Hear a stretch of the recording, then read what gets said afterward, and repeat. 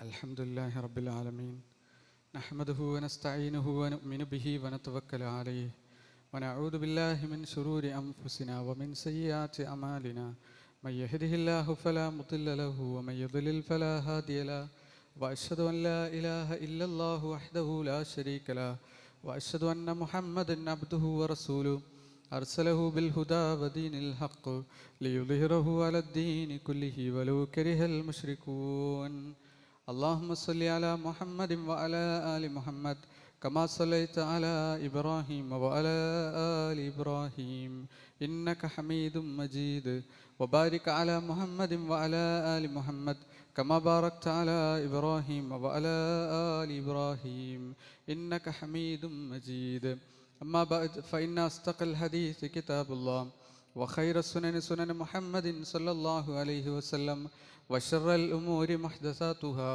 وكل أمور محدثة بدعة وكل بدعة ضلالة وكل ضلالة في النار يا أيها الناس اتقوا ربكم الذي خلقكم من نفس واحدة وخلق منها زوجها وبث منهما رجالا كثيرا ونساء واتقوا الله الذي تساءلون به والأرحام إن الله كان عليكم رقيبا أعوذ بالله السميع العليم من الشيطان الرجيم بسم الله الرحمن الرحيم يا أيها الذين آمنوا اتقوا الله حق تقاته ولا تموتن إلا وأنتم مسلمون വിശ്വാസികളെ അല്ലാഹു സുബ്ഹാനഹു വ തആലയെ ഭയപ്പെട്ടുകൊണ്ട് അവൻ്റെ വിധിവിലക്കുകൾ പാലിച്ചുകൊണ്ട് ജീവിക്കണമെന്ന് സ്വന്തത്തെ മറക്കാതെ ഞങ്ങൾ ഓരോരുത്തരോടും വസിയത്ത് ചെയ്യുകയാണ്, ഉപദേശിക്കുകയാണ്. അത്തരത്തിൽ അള്ളാഹുവിനെ ഭയപ്പെടുന്ന മുത്തഖീങ്ങളിലും മുഖ്ലിസീങ്ങളിലും അള്ളാഹു നമ്മളെ ഏവരെയും ഉൾപ്പെടുത്തി അനുഗ്രഹിക്കുമാറാകട്ടെ.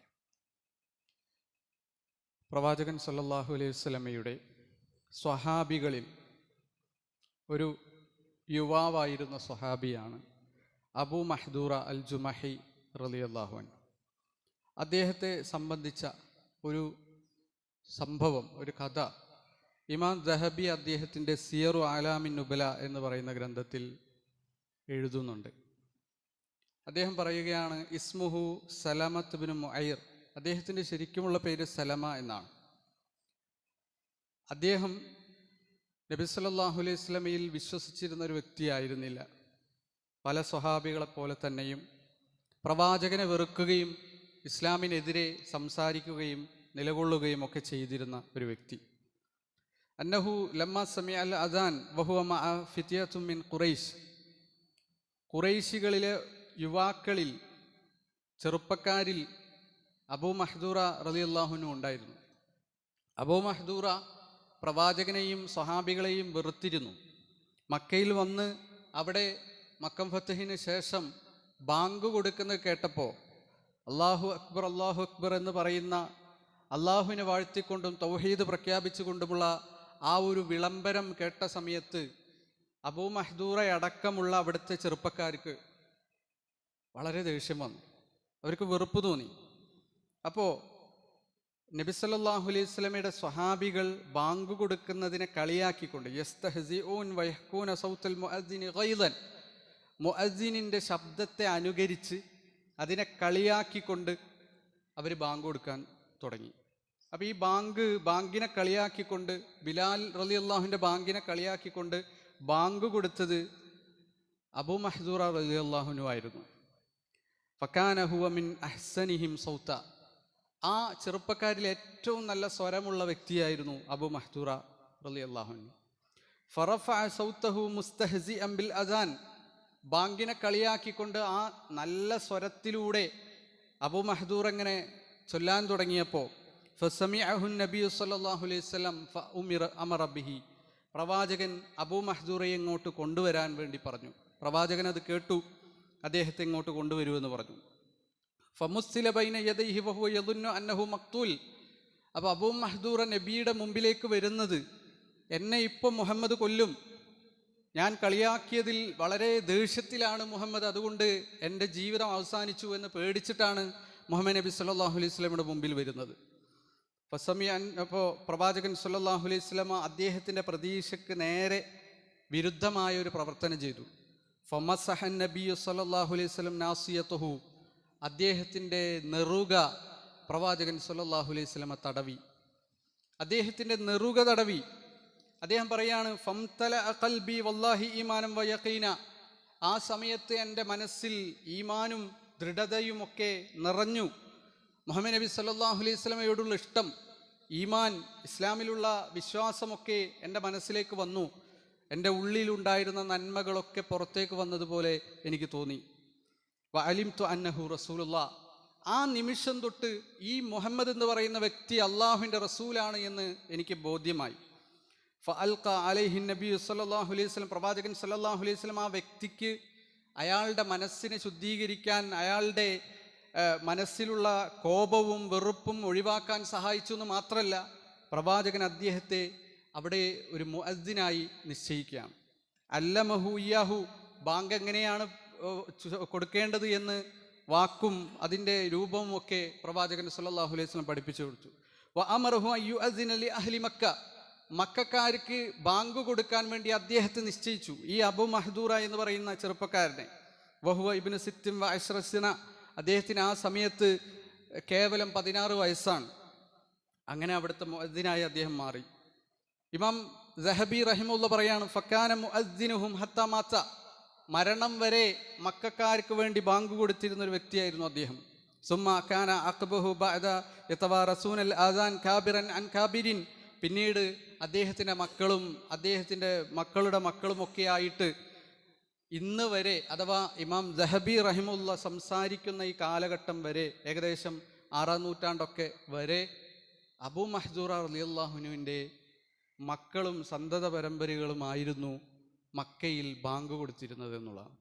പ്രവാചകൻ സല്ലല്ലാഹു അലൈഹി വസല്ലമയുടെ 2 കാര്യങ്ങൾ ഇവിടെ നമുക്ക് ശ്രദ്ധിക്കാൻ കഴിയും. പ്രവാചകൻ്റെ നിലപാടിലും അതുപോലെ തന്നെ ഈ സംഭവത്തിലെ മറ്റൊരു പ്രത്യേകമായ കാര്യവും നമ്മളെ ശ്രദ്ധയിൽപ്പെടും.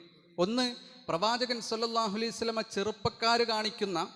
ചെറുപ്പക്കാരിൽ നിന്നുണ്ടാകുന്ന എന്തെങ്കിലുമൊക്കെ ഒരു അബദ്ധം കാണുമ്പോഴേക്കും അതിൽ കോപാകുലനായി അവരുടെ ആ സ്വഭാവത്തെ ഇല്ലാതാക്കാൻ വേണ്ടി കോപാധിഷ്ഠിതമായ എന്തെങ്കിലുമൊക്കെ ചെയ്തതായിട്ട് നമ്മൾ കാണുന്നില്ല. സൗമ്യതയും നല്ല നിലപാടും സ്നേഹവുമാണ് പ്രവാചകൻ സല്ലല്ലാഹു അലൈഹി വസല്ലമ അവർക്കൊക്കെ കൊടുത്തത്. പ്രവാചകൻ ആ കുട്ടിയുടെ കോപ്രായത്തിലെ അഭംഗി കാണാതെ ആ കുട്ടിയുടെ സ്വരത്തിലെ ഭംഗിയാണ് കണ്ടത്.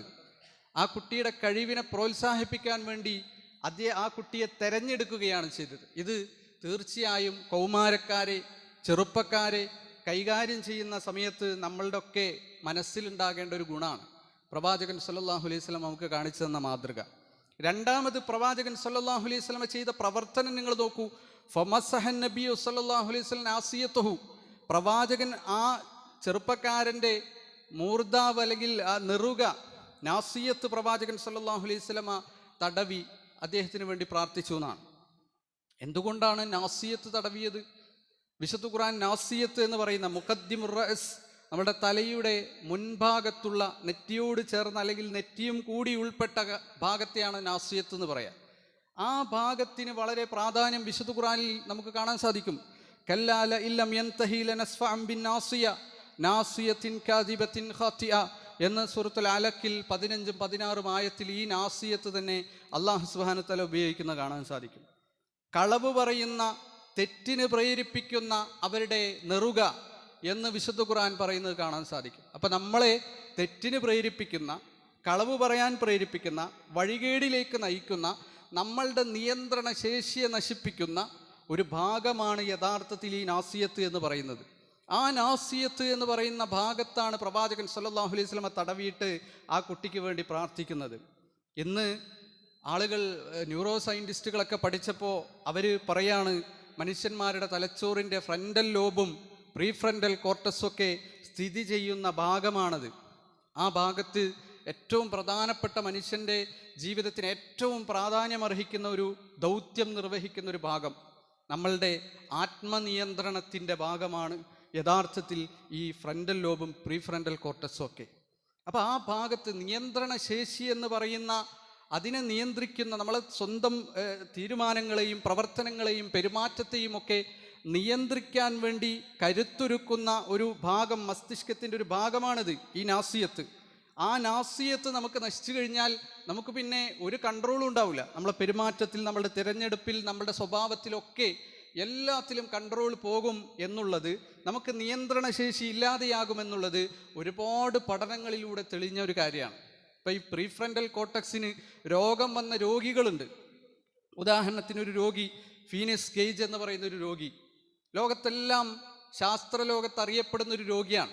ആ രോഗി കൂലിപ്പണിക്കാരനാണ്. പണിയെടുത്തുകൊണ്ടിരിക്കുന്നതിനിടയിൽ ഒരു കല്ല് പൊട്ടിക്കാൻ വേണ്ടി വെടിമരുന്ന് വെച്ച് അത് കത്തിച്ച് അതിൽ നിന്ന് വന്ന പ്രഷറിലൂടെ ഒരു കമ്പി വന്ന് അയാളുടെ തലയിൽ തറക്കുകയാണ്. തലയിൽ തറച്ചു എന്ന് മാത്രമല്ല, അത് തലച്ചോറിൻ്റെ ഈ ഭാഗം, പ്രീഫ്രണ്ടൽ കോർട്ടക്സ് എന്ന് പറയുന്ന നമ്മളുടെ നാസിയത്ത് എന്ന് ഖുർആൻ വിശേഷിപ്പിച്ച ഭാഗത്തിലൂടെ കടന്നുപോയി അത് തെറിച്ചു വീണു. അയാളുടെ ഈ ഭാഗത്തിൻ്റെ ഒരു അംശം നഷ്ടപ്പെട്ടു. പിന്നീട് അയാളെ നിരീക്ഷിച്ചപ്പോൾ അയാളുടെ സ്വഭാവം മാറാണ്, അയാളുടെ ജീവിതത്തിലെ എല്ലാ പെരുമാറ്റങ്ങളും മാറാണ്, അദ്ദേഹത്തിൻ്റെ പ്രകൃതം തന്നെ മാറി എന്ന് നമുക്ക് കാണാൻ സാധിക്കും. മറ്റുള്ളവരോട് അനാദരവ്, സ്വാർത്ഥത, സാമൂഹിക വിരുദ്ധമായ പ്രവർത്തനങ്ങൾ, അപകടങ്ങളിലൊക്കെ സ്വമേധയാ ചെന്ന് അപകടങ്ങൾ ബോധ്യപ്പെടുത്തി കൊടുത്താൽ അത് തലയിൽ കയറാത്ത അവസ്ഥ, അതുപോലെ തന്നെ കടുത്ത അശ്ലീല പെരുമാറ്റങ്ങൾ, വേണ്ടാത്തരങ്ങൾ ചെയ്യുക, തോന്നിവാസങ്ങൾ ചെയ്യുക, തൻ്റെ ആഗ്രഹങ്ങളും ആസക്തികൾക്കും പൊരുത്തപ്പെടാത്ത ഉപദേശങ്ങളും നിർദ്ദേശങ്ങളും നിയമങ്ങളും ഒന്നും ഇഷ്ടപ്പെടാത്ത ഒരു അവസ്ഥ, ഷാഢ്യവും വാശിയും, ഇങ്ങനെ ആ മനുഷ്യനെല്ലാവരും കൈയൊഴിയുന്ന അവസ്ഥയിലേക്ക് എത്തി. ഇങ്ങനെ ഫ്രണ്ടൽ ലോബ് പ്രശ്നം പറ്റിയ രോഗികൾ ഒരുപാടുണ്ട്. ആത്മഹത്യയിലേക്ക് പോയ ആളുകൾ, സ്വന്തം വീട് വിറ്റ ആളുകൾ, ചൂതാട്ടത്തിലൂടെ സ്വത്തൊക്കെ നശിച്ച മനുഷ്യന്മാർ, ഭാര്യയും കുടുംബവും ഉണ്ടായിട്ടും അശ്ലീലമായ പ്രവർത്തനങ്ങളിലേക്ക് പോയ മനുഷ്യന്മാർ. എന്തുകൊണ്ട്? നമ്മളുടെ നിയന്ത്രണ ശേഷി എന്ന് പറയുന്നത് നഷ്ടപ്പെടുകയാണ്.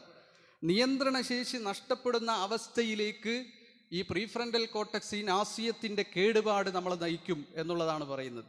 അപ്പോൾ ഈ ഒരു സ്വഭാവം നമ്മൾ ഒന്ന് പരിശോധിച്ച് നോക്കിയാൽ, ഈ ഷാഢ്യവും പിടിവാശിയും അപകടങ്ങളിലേക്ക് ഓടിച്ചെല്ലലും ഉപദേശങ്ങളും നിർദ്ദേശങ്ങളും നിയമങ്ങളൊന്നും ഇഷ്ടപ്പെടാതിരിക്കലും, ഇതൊക്കെ നമ്മൾ നിരീക്ഷിച്ചു കഴിഞ്ഞാൽ നമ്മളുടെ ഇടയിലും ഒരു സമൂഹത്തിൽ നമുക്ക് ഈ സ്വഭാവങ്ങളൊക്കെ കാണാൻ സാധിക്കും. അത് നമ്മളോടൊപ്പം ജീവിക്കുന്ന കൗമാരക്കാരിലാണ്.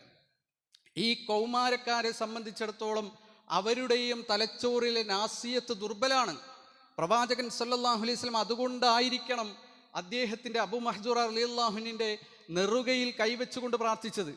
ആ ഭാഗം തന്നെ ദുർബലാണ്, പ്രീഫ്രണ്ടൽ കോർട്ടക്സ് ദുർബലാണ്. അതുകൊണ്ട് അവരിൽ സ്വാർത്ഥത ഉണ്ടാകും, സാമൂഹിക വിരുദ്ധത ഉണ്ടാവും, അപകടങ്ങളിൽ ഓടി അടുക്കുന്ന ഒരു സ്വഭാവം ഉണ്ടാവും, അപകടങ്ങൾ എന്താണെന്ന് വിധിക്കുന്നതിൽ പരാജയം ഉണ്ടാകും, ആളുകളുടെ ഉപദേശവും നിർദ്ദേശവും നിയമങ്ങളൊന്നും അവർക്ക് ഇഷ്ടമുണ്ടാവില്ല, സ്വന്തം ഇഷ്ടത്തിന് കൂടുതൽ പ്രാധാന്യം നൽകും. ഇതൊക്കെ നമ്മളുടെ ഒപ്പം ജീവിക്കുന്ന കൗമാരക്കാരിൽ, നമ്മളുടെ വീട്ടിലെ മക്കളിൽ നമ്മൾ കാണുന്നുണ്ട് എങ്കിൽ അതവരുടെ ജൈവികമായ ഒരു പ്രത്യേകതയാണ്. അതവരുടെ സ്വഭാവത്തിൽ വരുന്ന ഒരു തിന്മല്ല, നേരെ മറിച്ച് അവർക്ക് ജൈവികമായി തന്നെ അവരുടെ ബുദ്ധി ആത്മനിയന്ത്രണമില്ലാത്ത അവസ്ഥയിലേക്ക് പോകുന്നു എന്നുള്ളതാണ്. അതുകൊണ്ട് തന്നെ കാലിഫോർണിയയിലെ സിയറ കേവ് എന്ന് പറയുന്ന ഗുഹകളുണ്ട്. ആ ഗുഹകളിൽ നടത്തിയ പഠനം, ആ പഠനത്തിൽ പറയാണ്, ഗുഹകളിൽ 30 അടി ഉള്ളിലോട്ട് പോകാനേ അനുവാദമുള്ളൂ. ഈ 30 അടി കഴിഞ്ഞാൽ ഒരു കയറ് ചുറ്റിയിട്ട് അവിടെ എഴുതിയിട്ടുണ്ടാകും മുന്നോട്ട് പോകാൻ പാടില്ല. 150 അടി താഴ്ചയാണ് പിന്നീട് വരുന്നത്. ഈ 150 അടി താഴ്ചയുള്ള ഈ ഗുഹയിലെ അന്ധകാരത്തിലേക്ക്, ആഴ്ചയിലേക്ക് ചില ആളുകൾ പോയിട്ടുണ്ട്.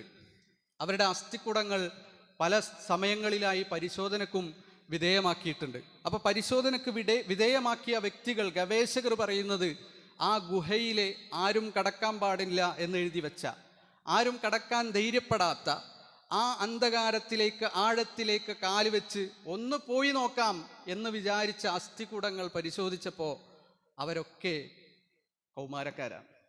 കാരണം എന്താണ്? അപകടമെന്ന് പറയുന്നതിനെ കൃത്യമായി മനസ്സിലാക്കാൻ അവർക്ക് കഴിയില്ല. പറഞ്ഞു കൊടുത്താൽ, ഇത് അപകടമുണ്ട് എന്ന് പറഞ്ഞു കൊടുത്താൽ, ഇത് ജീവിതത്തിൽ ഒരുപാട് അപകടങ്ങൾ ഉണ്ടാക്കുമെന്ന് പറഞ്ഞു കൊടുത്താലും അത് എനിക്കുണ്ടാവില്ല, എനിക്കതിൽ നിന്ന് രക്ഷപ്പെടാനുള്ള ശേഷിയുണ്ട് എന്ന് ചിന്തിക്കാനേ ഈ കൗമാരക്കാർക്ക് സാധിക്കുള്ളൂ എന്നുള്ളതാണ്. അപ്പോൾ സ്വാഭാവികമായും അവർ ഓരോ അപകടങ്ങളിലും അധർമ്മങ്ങളിലുമൊക്കെ ചെന്നുപെടുന്നത് നമ്മൾ കാണാണ്. ആത്മനിയന്ത്രണമില്ലാത്ത അവസ്ഥയിലേക്ക് അവർ മാറിക്കൊണ്ടിരിക്കുകയാണ്. സോഷ്യൽ മീഡിയ ആകട്ടെ, മൊബൈൽ ഫോണുകളാകട്ടെ, മാറാതെ അതിൻ്റെ പിന്നിൽ കൂടുന്നത് ഗെയിമുകളും മറ്റുമൊക്കെ. കളിച്ചു കഴിഞ്ഞാൽ പിന്നീട് അതിൽ നിന്ന് മോചനമില്ലാത്ത രൂപത്തിൽ അതിനോട് അടിമപ്പെടുന്നത് ഏറ്റവും കൂടുതൽ കൗമാരക്കാരാണ്. ഏറ്റവും കൂടുതൽ ചൂതാട്ടത്തിന് അടിമപ്പെടാനുള്ള സാധ്യത കൗമാരക്കാരാണ്. ഇങ്ങനെയുള്ള എല്ലാ കാര്യങ്ങളിലും എന്തുകൊണ്ടാണ് കൗമാരക്കാർക്ക് ഒരു അധികമായ പ്രചോദനം? അതിന് കാരണം അവരുടെ പ്രീഫ്രണ്ടൽ കോർട്ടക്സ്, അവരുടെ നാസിയത്ത് വളരെ ദുർബലമാണ് എന്നുള്ളതാണ്. ഇപ്പോൾ ലോകം അതിങ്ങനെ തിരിച്ചറിഞ്ഞു തുടങ്ങി. കഴിഞ്ഞ മാസം ഓസ്ട്രേലിയ എന്ന് പറയുന്ന രാജ്യത്ത് മുഴുവനായൊരു നിയമം വന്നു. എന്താണ് നിയമം?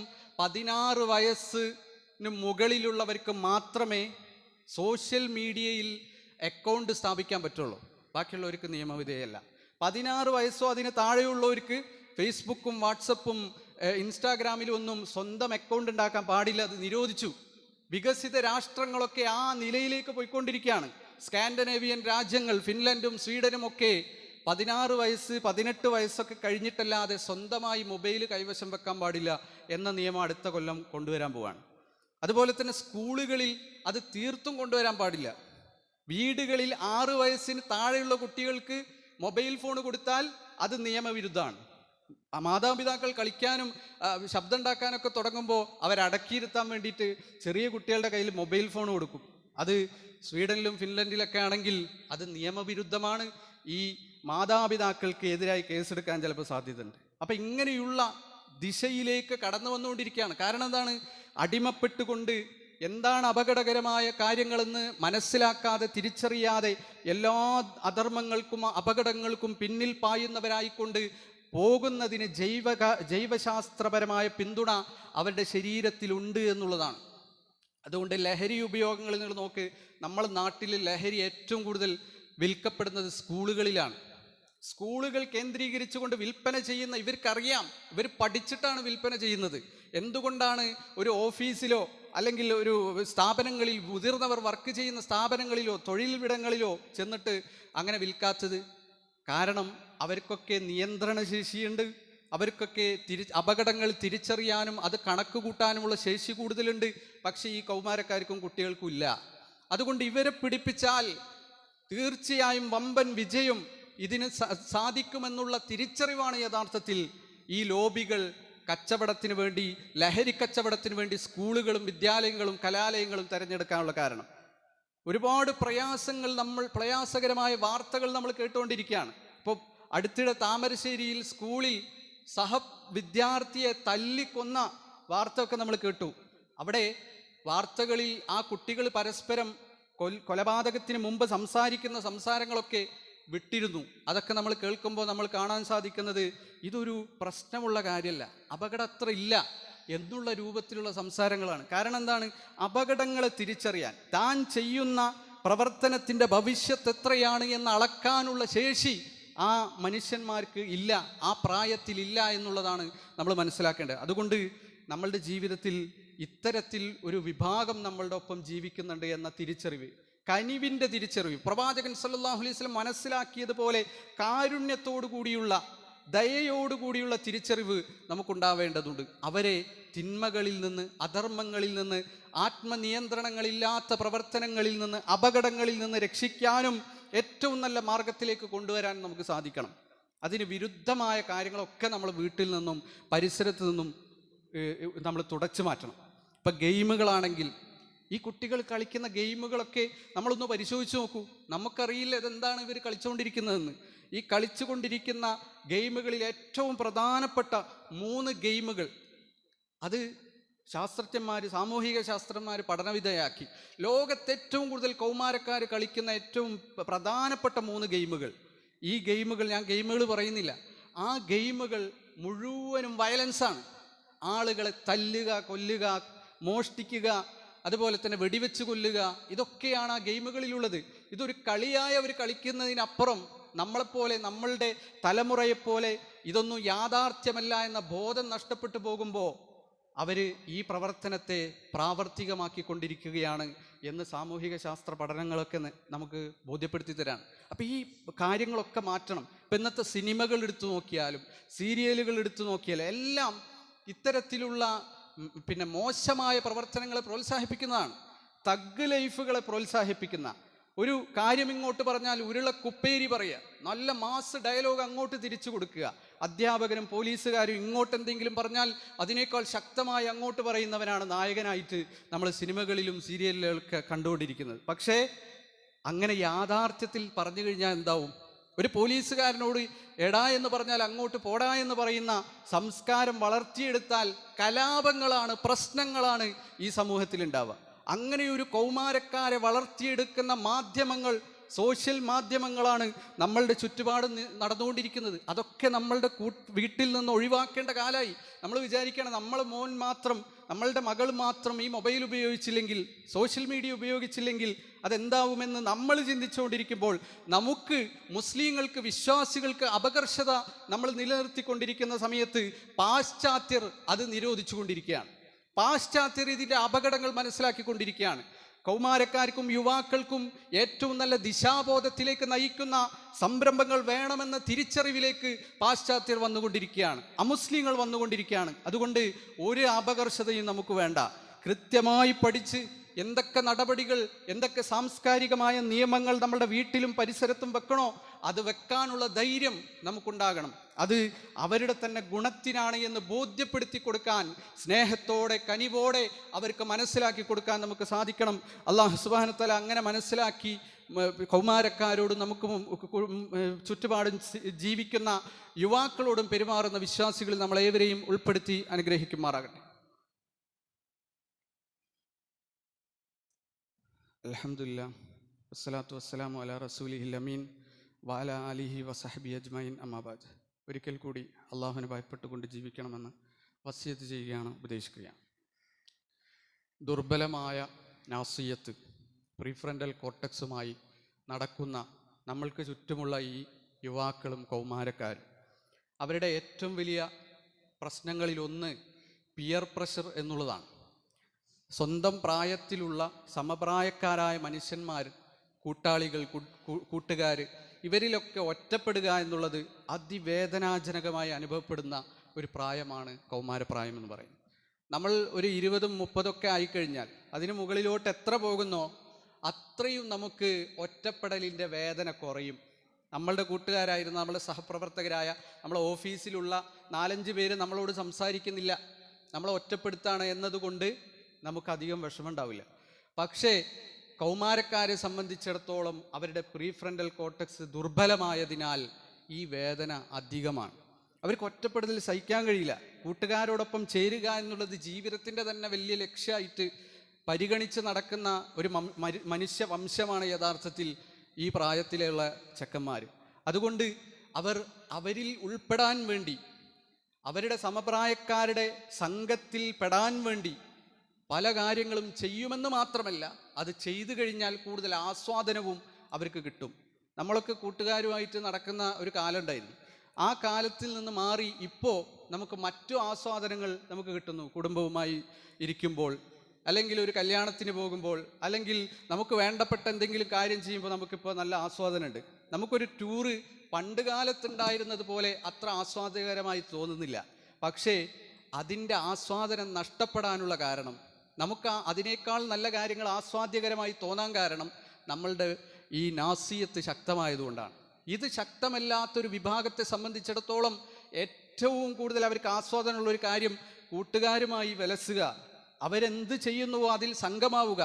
അങ്ങനെയുള്ള ഒരു അംഗത്വബോധം മനസ്സിൽ അത്രയും പ്രധാനപ്പെട്ടതാണ് അവർക്ക്. അതുകൊണ്ട് തന്നെ പ്രവാചകൻ സല്ലല്ലാഹു അലൈഹി വസല്ലം പറഞ്ഞു, അൽ മർഉ മഅ മൻ യുഹിബ്ബു, ഒരു മനുഷ്യൻ താൻ സ്നേഹിക്കുന്നവരോടൊപ്പമായിരിക്കും. അതുപോലെ തന്നെ മൻ യുഖാലിലുഹു, ആരോടൊപ്പം കൂട്ടുകൂടുന്നോ അവരോടൊപ്പമായിരിക്കും. അവൻ്റെ ദീനിലായിരിക്കും. ഫി ദീനി ഖലീലിഹി, തൻ്റെ കൂട്ടുകാരൻ്റെ ദീനിലായിരിക്കും ഒരു മനുഷ്യനുണ്ടാവുക എന്ന് പറഞ്ഞത് ഏറ്റവും കൂടുതൽ പ്രസക്തമായിട്ടുള്ളത് ഈ കൗമാരക്കാരിലാണ്. കൗമാരക്കാരെ സംബന്ധിച്ചിടത്തോളം അവരുടെ കൂട്ടുകെട്ട് എന്താണോ എന്ന് നമ്മൾ പഠിച്ചാൽ അവരെന്താണ് എന്ന് നമുക്ക് പഠിക്കാൻ പറ്റും. നമ്മളെ മക്കൾ എങ്ങനെയുള്ള സ്വഭാവക്കാരാണ് എന്ന് നമുക്കറിയണമെങ്കിൽ അവരുടെ കൂട്ടുകാരെന്ത് സ്വഭാവക്കാരാണ് എന്ന് പഠിച്ചാൽ മതി. വേറൊരു കാര്യമില്ല. കാരണം അത്രയധികം കൂട്ടുകാരാൽ സ്വാധീനിക്കപ്പെടുന്ന, സഹപാഠികളാൽ സ്വാധീനിക്കപ്പെടുന്ന, സമപ്രായക്കാരായ സമൂഹത്താൽ സ്വാധീനിക്കപ്പെടുന്ന ഒരു വിഭാഗം നമ്മളോടൊപ്പം ജീവിച്ചുകൊണ്ടിരിക്കുന്നുണ്ട്. അതുകൊണ്ട് അവരെ നല്ല കൂട്ടുകെട്ടുകളിലേക്ക് കൊണ്ടുപോകണം. അവരെ നല്ല സംസ്കാരത്തിലേക്ക് കൊണ്ടുപോകണം. നല്ല ദീനീയായ ആദർശപരമായ ഇസ്ലാമിക സംസ്കാരം പുലർത്തുന്ന ദിശാബോധമുള്ള വിദ്യാർത്ഥികളോടൊപ്പം അവരെ അണിചേർക്കണം. അവരാ ഭാഗത്തേക്ക് പോകണമെങ്കിൽ നമ്മളെ സംബന്ധിച്ചിടത്തോളം അതിനുള്ള ഒരുപാട് വേദികൾ ഈ ലോകത്തുണ്ട്.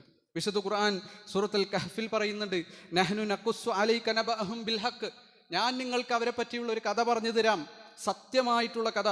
ഇന്നഹും ഫിത്യത്തുൻ ആമനു ബിറബ്ബിഹിം വസിദ്നാഹും ഹുദാ, അവർ യുവാക്കളായിരുന്നു, ചെറുപ്പക്കാരായിരുന്നു, പക്ഷെ വിശ്വാസികളായിരുന്നു. അപ്പോൾ അവരുടെ വിശ്വാസത്തെ, അവരുടെ സന്മാർഗത്തെ, അവരുടെ ധാർമ്മികതയെ നാം അധികരിപ്പിച്ചു കൊടുത്തു. വറബത്ന അലാ ഖുലൂബിഹിം, അവരുടെ ഹൃദയത്തെ നാം ഉറപ്പിച്ചു. ഇത് ഖാമു ഫഖാലു, അവർ എഴുന്നേറ്റ് നിൽക്കുകയും പ്രഖ്യാപിക്കുകയും ചെയ്തപ്പോൾ റബ്ബുന റബ്ബുസ് സമാവാതി വൽ അർള്, ആകാശഭൂമികളുടെ സൃഷ്ടാവാണ് ഞങ്ങളുടെ രക്ഷിതാവ് എന്ന് പ്രഖ്യാപിച്ചപ്പോൾ അല്ലാഹ് പറഞ്ഞ ആ വാചകം നിങ്ങൾ നോക്ക്. അവരുടെ ഹൃദയങ്ങളെ നാം ഉറപ്പിച്ചു നിർത്തി. അപ്പോൾ അവർ തങ്ങളുടെ രക്ഷിതാവ് അല്ലാഹയാണ് എന്ന് പ്രഖ്യാപിച്ചു എന്നല്ല അല്ലാഹ് പറഞ്ഞത്. നേരെ മറിച്ച് അവർ മനസ്സുറപ്പോടുകൂടി എഴുന്നേറ്റ് നിന്ന് പ്രഖ്യാപിച്ചപ്പോൾ അവരുടെ മനസ്സിനെ നാം ഉറപ്പിച്ചു നിർത്തി. അപ്പം ആദ്യം പ്രഖ്യാപിക്കണം, ഞാൻ ഇതിൽപ്പെട്ടവനാണ്, ഞാൻ തൗഹീദുള്ളവനാണ്, ഞാൻ ഇസ്ലാമുള്ളതാണ്, ഞാൻ ഇസ്ലാമിക സംസ്കാരവും ധാർമ്മികതയും വെച്ച് പുലർത്തുന്നവരാണ് എന്ന് പ്രഖ്യാപിക്കുന്ന ആളുകളിൽ പ്രബോധനം നടത്തുന്നവൻ്റെ ഹൃദയമാണ് അല്ലാഹു സുബ്ഹാനഹു വ തആല ഉറപ്പിച്ചു നിർത്തുക. ഇതൊന്നും പറയാതെ MSMകാരനാണ്, ഇസ്ലാമാണ്, തൗഹീദാണ് വീട്ടിലുള്ളത്, ഇതൊന്നും സഹപാഠികളുമായി പങ്കുവെക്കുകയോ സ്കൂളിലോ പഠന പരിസരങ്ങളിലോ ഒന്നും പറയാതിരിക്കുകയോ ചെയ്യുന്ന, ഒറ്റപ്പെട്ട് ആ കാര്യങ്ങളൊക്കെ മനസ്സിൽ മാത്രം ഒതുക്കിക്കൊണ്ട് ജീവിക്കുന്ന ഒരു മനുഷ്യനെ സംബന്ധിച്ചിടത്തോളം ഈമാൻ കുറയുകയാണ് ചെയ്യുക. നമ്മളെ മക്കളുടെയൊക്കെ ഈമാൻ കൂടണമെങ്കിൽ അവർ പ്രഖ്യാപിക്കണം തൗഹീദ്, അവർ ഇസ്ലാം പ്രഖ്യാപിക്കണം, അവർ ഇസ്ലാമിൻ്റെ സന്ദേശങ്ങൾ, സംസ്കാരങ്ങൾ മുന്നോട്ട് വെക്കുന്ന പ്രസ്ഥാനങ്ങളിൽ അംഗമാവുകയും അത് പ്രബോധനം ചെയ്യുന്നവരായിക്കൊണ്ട് മാറണം എന്നുള്ള സന്ദേശമാണ് സൂറത്തുൽ കഹ്ഫ് നമുക്ക് പഠിപ്പിച്ചു തരുന്നത്. അതുകൊണ്ട് ഈ വരുന്ന ഡിസംബർ 25, 26, 27, 28 4 ദിവസങ്ങളിലായിക്കൊണ്ട് നടക്കുന്ന MSMൻ്റെ സംസ്ഥാന സമ്മേളനം വളരെ പ്രസക്തമാണ് എന്ന് നമുക്ക് ഏവർക്കും ചിന്തിച്ചാൽ മനസ്സിലാവും. ഒരു ജനറേഷൻ എമ്മിനെ സൃഷ്ടിക്കാനുള്ള വലിയ ആവേശത്തോടു കൂടിയാണ് MSMകാർ ഈ സമ്മേളനം നടത്തുന്നത്. ജനറേഷൻ എം എന്ന് പറയുമ്പോൾ ഈ കാലഘട്ടത്തിൽ കാണുന്ന ആഭാസങ്ങളും തോന്നിവാസങ്ങളും ധാർമ്മിക ച്യുതിയുമില്ലാത്ത, പഠിക്കുകയും ചിന്തിക്കുകയും അള്ളാഹുവിന് വേണ്ടി ജീവിതം സമർപ്പിക്കുകയും ചെയ്യുന്ന ഒരു കൗമാരക്കാരെ, യുവാക്കളെ ഉണ്ടാക്കാനുള്ള ഒരു സമ്മേളനം.